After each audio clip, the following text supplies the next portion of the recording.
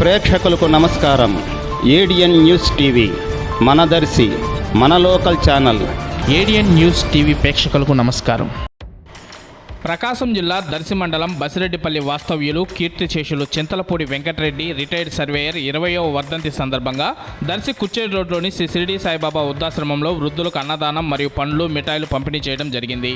ఈ కార్యక్రమం నిర్వహించిన వారు వారి కుమారుడు చింతలపూడి శ్రీనివాసరెడ్డి, మాజీ సర్పంచ్ బసిరెడ్డిపల్లి శ్రీమతి సుబ్బలక్ష్మమ్మ, వారి కుమారుడు మహేశ్వర్ రెడ్డి, కుమార్తె స్వప్న, మల్లిక మరియు నిర్వాహకులు తదితరులు ఈ కార్యక్రమంలో పాల్గొన్నారు.